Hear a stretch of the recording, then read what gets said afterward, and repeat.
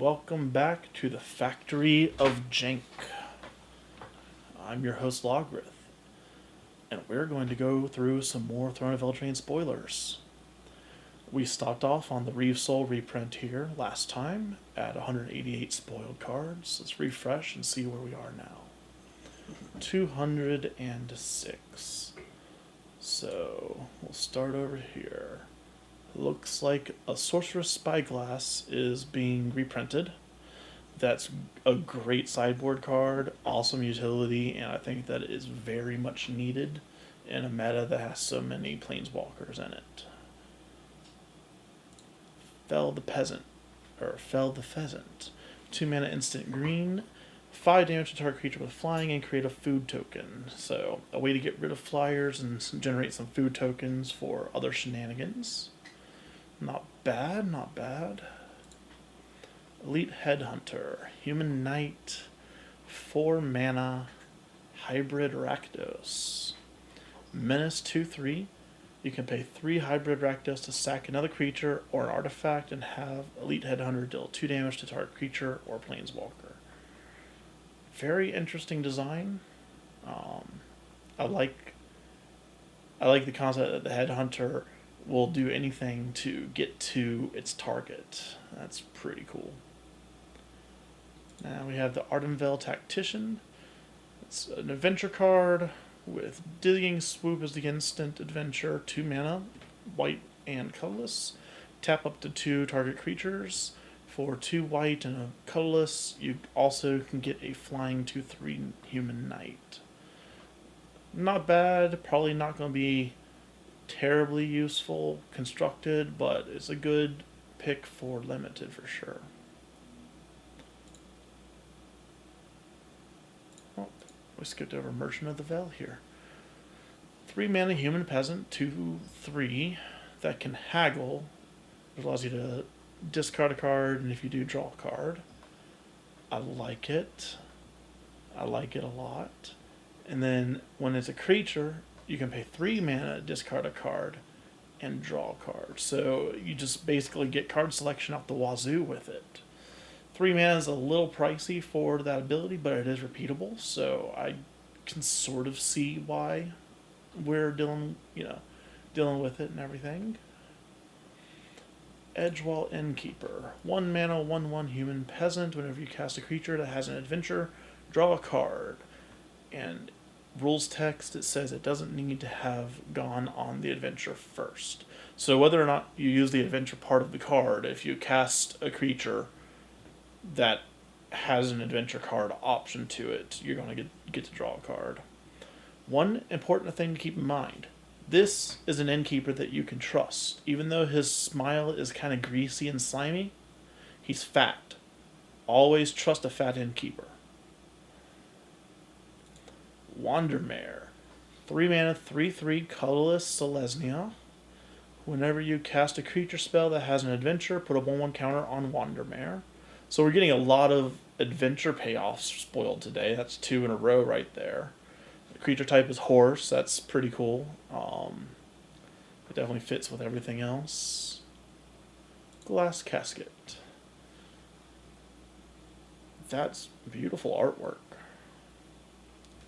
2 mana artifact, 1 colorless and 1 white, so white color identity.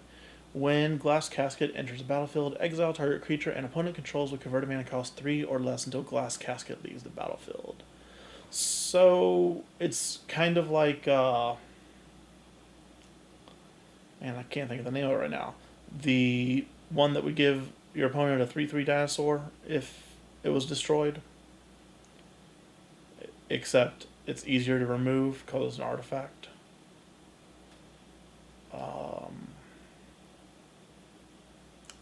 Yeah, I can't remember the name of the green card. It was from the Ixalan block.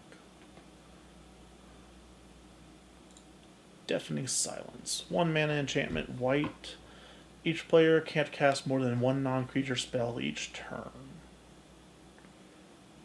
Well, they're just wanting us to build a prison deck in Standard, aren't they? That sounds quite exciting to me. We had M20 reprint Rule of Law, and now we've got Deafening Silence. We can really slow down some games. That's very interesting. Thunderous Snapper. There we go. We got some Simic going up in here. It's a Turtle Hydra for 4 mana, Simic Hybrid, 4/4. Whenever you cast a spell with CMC 5 or greater, draw a card. Okay. I like it. That's interesting design.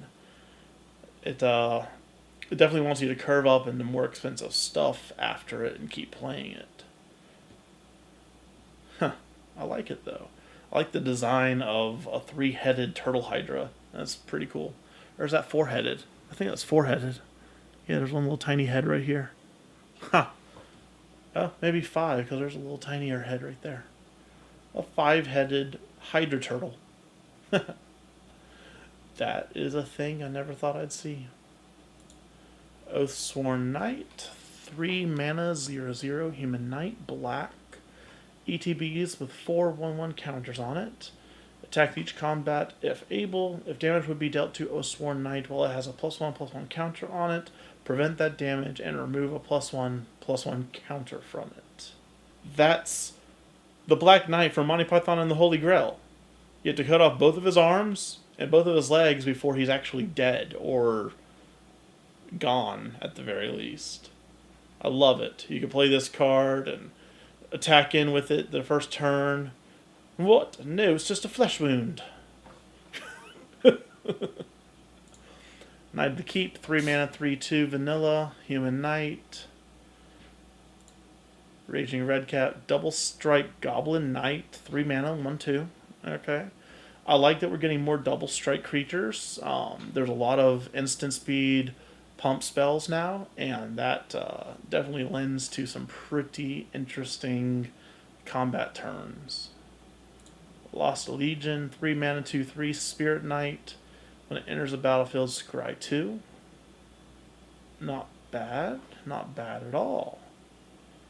Definitely a good limited card. Ogre Errant. An Ogre Knight. 4 mana, 3/4. Whenever it attacks, another target attacking knight gains menace until end of turn. So he makes his teammate look even scarier than it usually does because you have an Ogre Knight charging in with him. I like it. It's very flavorful. Alright, we have a 4 mana green spell that is apparently named Okame Adversary. Let's see if we have English text. It's an Elf Warrior 2/3. Okay. It costs 2 less to cast if an opponent controls a green permanent, so it can come out for 2 mana if someone that is opposing you has a green permanent on the battlefield. Death Touch, and whenever it deals damage to a player, you draw a card. I like it. Anytime you give a creature the ability to draw a card and some sort of evasive ability when it deals damage to a player, it makes me happy. Here's another one. It says it's called Red Cat Brawl. 1 mana, red, instant. Deal 4 damage to a creature or planeswalker. If this deals damage to a non-red permanent, sacrifice a land. Okay, so interesting design. Very interesting design. I like that you have a 1 mana card that can basically lay out most creatures and planeswalkers in the format. If it's a non-red permanent, you sack a land. That makes sense with the red cap side of it, because there's always that risk of goblins just kind of destroying everything that's near them. It's uncommon removal, so I can see it. Sounds good. Sound Intrusion. 1 mana, sorcery, black. Target opponent reveals his or her hand. You may choose a non-land card from your opponent's hand. If you do, your opponent exiles that card. If a non-black card was exiled this way, exile the card from your hand.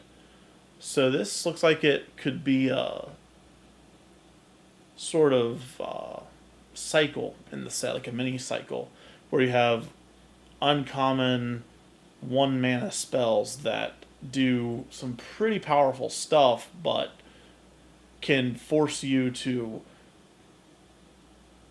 kind of pay the price for it. Either you deal 4 damage to a red permanent, or you sacrifice a land. or either you exile a black card from their hand, or you exile a card from your hand. And if you do, if it's not a black card, you exile it from your hand. So it looks like a miniature cycle. So wondering, I guess blue might be like uh, you draw 2 cards, and your opponent draws 1 card or something at sorcery speed. No, that'd be too strong, way too strong. I'm very interested in seeing how this works in blue. White will probably be some sort of exile removal on the battlefield. I hope blue isn't milling, but it might be. It very well might be milling if for the blue one. The green ones probably pump one of your creatures, and if it's not a green creature, you pump one of your opponent's creatures too. Let's refresh. Looks like that's all we have for today. 206 out of 269 spoiled. We know it's going to be more than 269 because so many cards have alternate artworks to them.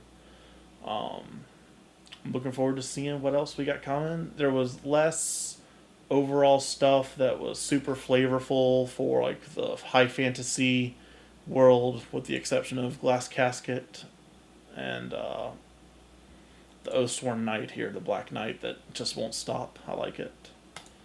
But overall, it's pretty cool. Well, at any rate, this is Logrith with the Jank Factory, and I wanted to thank you for coming by the channel and checking out these spoilers. Stay classy, Internet. Thank you, and happy magicking.